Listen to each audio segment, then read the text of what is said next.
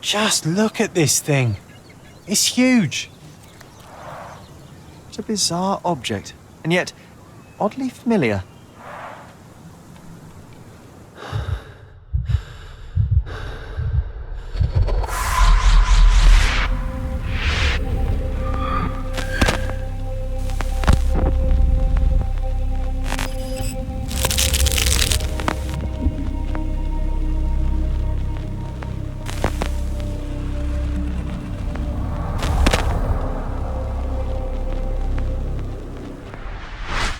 Did you just remember something?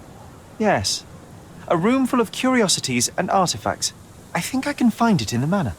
Sherlock. So, you continue to pursue the imaginary.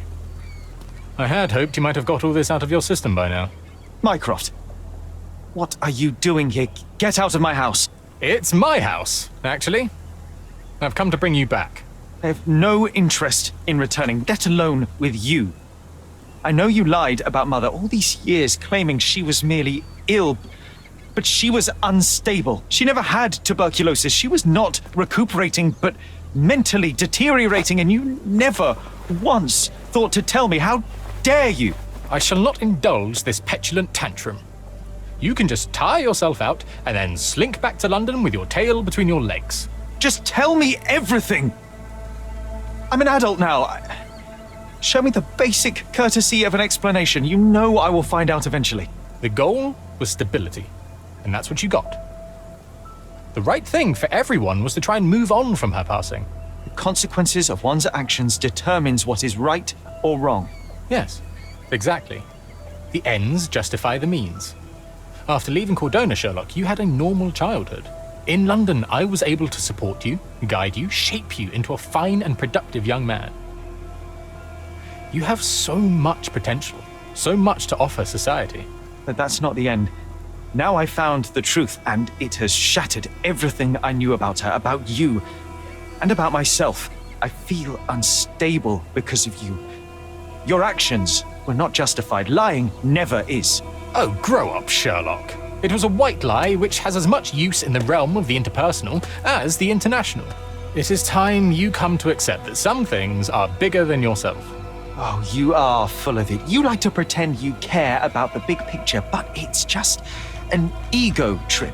You like knowing more than others. You like greasing palms and rubbing shoulders with the rich and powerful. You like having eyes and ears everywhere. The fact it helps the nation is incidental, because all you care about is yourself. It's true. I have agents everywhere, including Cordona. If you weren't so damn stubborn, you'd realize that means I'm only here for you.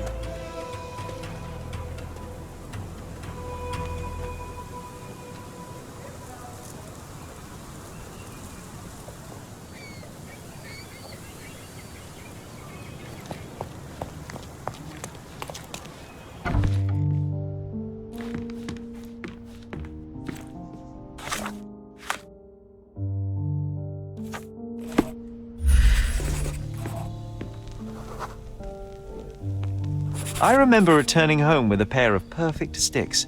We wanted to turn them into training swords. Oh, that's right. We stood there, frozen, staring at something huge in the main hall.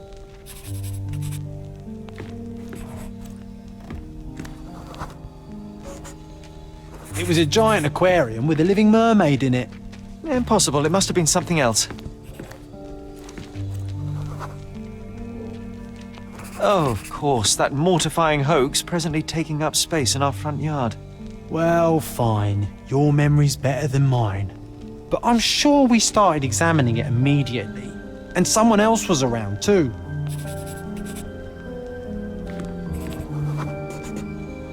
It was my mother. She asked what I thought of the artifact. You were really concentrating and holding something in your hand. I inspected it with a magnifying glass and was able to confirm it was made of two different skeletons. The mermaid was a fake. And so it was time to smash the thing. Your mother took a hammer and... Slow down, John. That's not how it happened. I remember other people joined us. The workers took the artifact and placed it into the Cabinet of Curiosities. It became part of Mother's collection of fakes. She always said that the truth lies in the details. This mermaid helped me to learn that.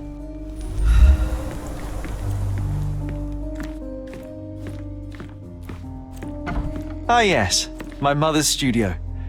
She was an authenticator, and this was her cabinet of curiosities. I never saw the point. What does it matter if some artifact is real or not? It still exists. Another fake Holy Grail. Its owner claimed to be the heir of King Arthur. Scarcely believable. He also insisted a deadly rabbit was hunting him.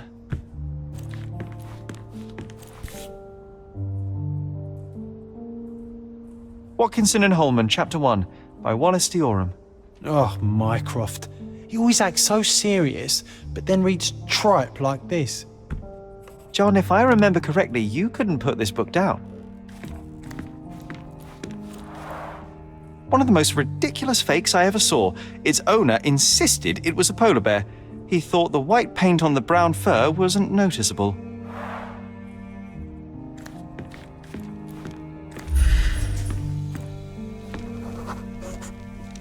I remember this cozy blanket. It was perfect for... Wigwam! Oh, that was a joy to build them. Imagining ourselves as wayfarers on the other side of the world.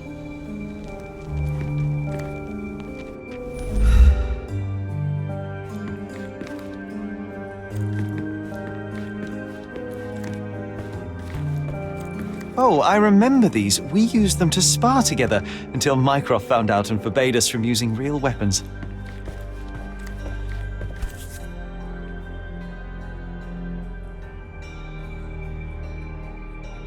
This photo caused a lot of fuss.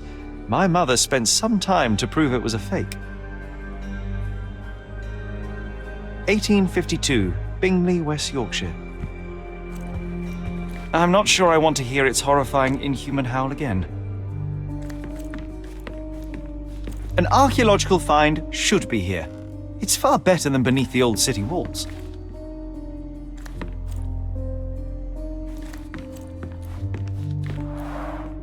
Look, it's Roger. This jolly old man's well preserved. Even looks refreshed. I doubt he drew much interest at the auction. That's for the best. I'd be upset if he fell into the wrong hands.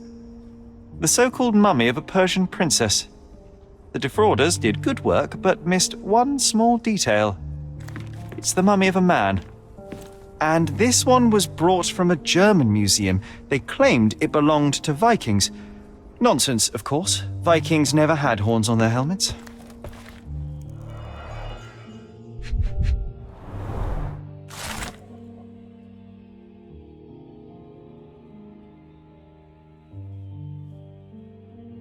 Clearly, it was deliberately torn.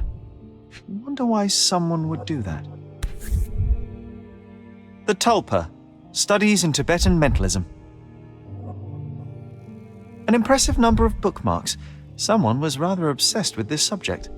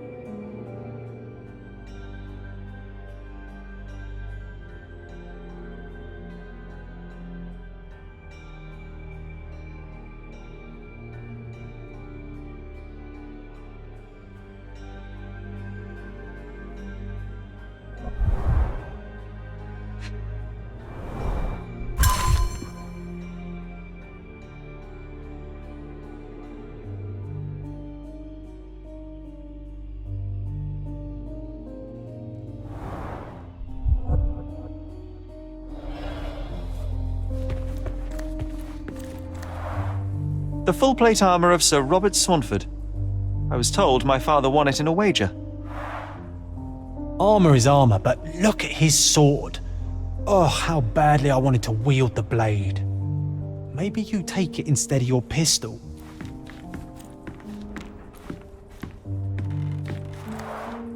Mother said this was among the hunting trophies of a Scottish Viscount. So he tried to persuade everyone that his forest was inhabited by these beasts. It would have been thrilling if it were actually true.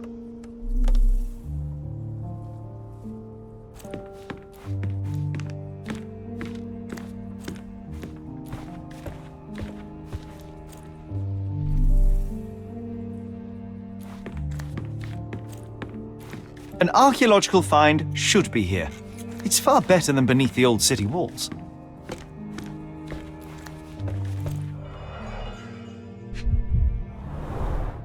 So many calling cards. Mycroft liked to keep useful people at hand. Officer Luciano J. Placido. Reliable and driven. I recognize Mycroft's handwriting.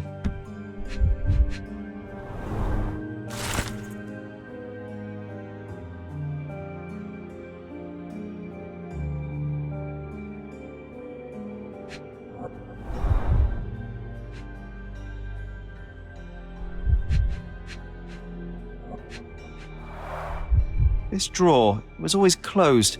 Only Mycroft knew how to open it.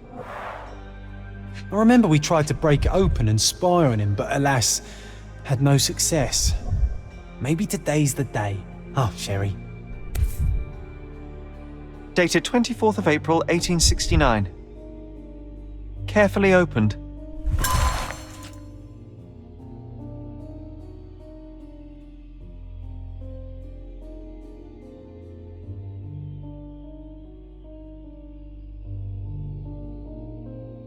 I'm starting to remember something.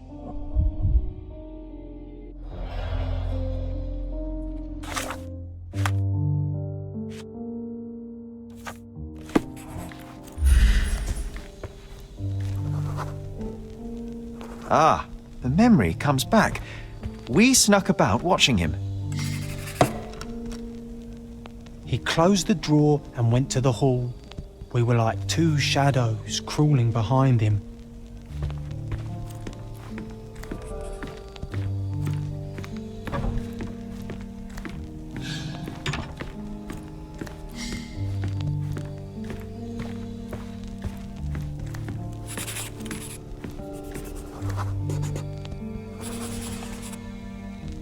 The painting on the wall was slightly atilt.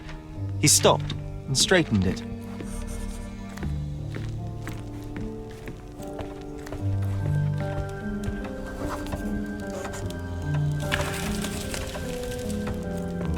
Then he threw some logs into the fire and sat in his armchair to read.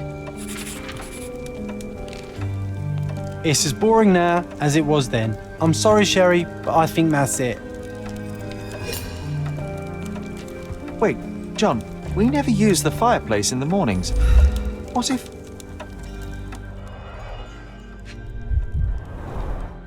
A bit of juniper in the fireplace created a soothing atmosphere. It's the little things, isn't it? I think this is what we're looking for.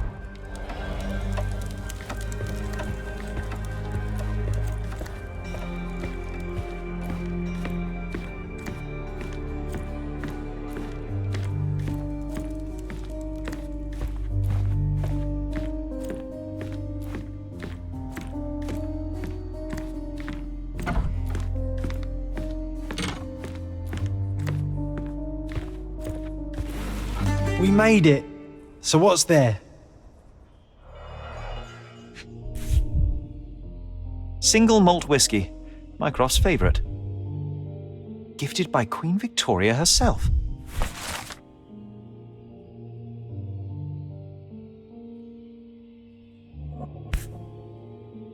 Otto Richter. This one is rather thick. Mycroft can be truly dogged in his research.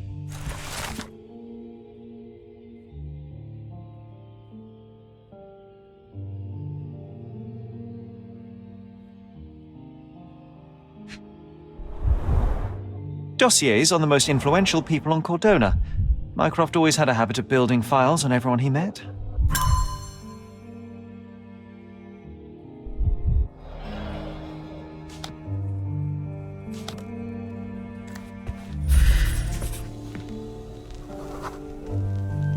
I used this ladder to look at the top shelf, right? On the day of Mother's breakdown upstairs. Right you are, Sherry.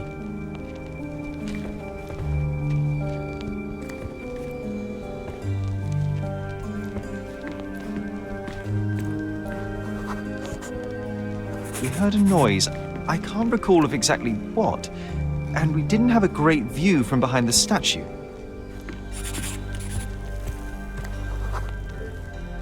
The books and papers from the table somehow ended up on the floor. Now it's coming to the surface. I feel it.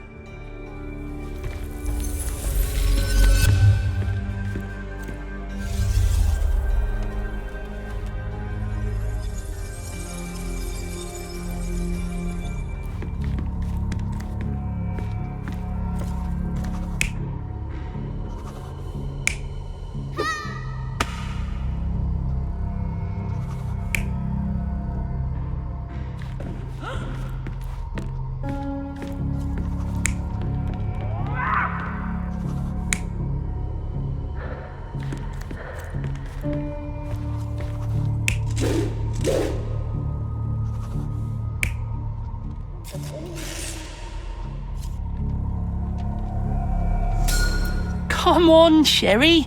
Let's go outside. Wait. Did you hear that? Come here, Sherry. You call this progress? Charlatan, amateur. I'm not letting you anywhere near my mother again. So there was a quarrel between them.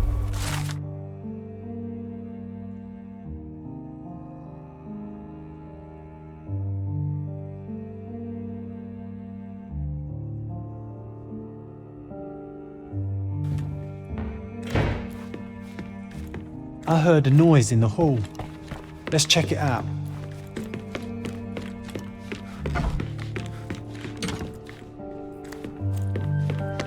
Sherry, look! We've got a parcel here. Hurry up and let's see what's inside.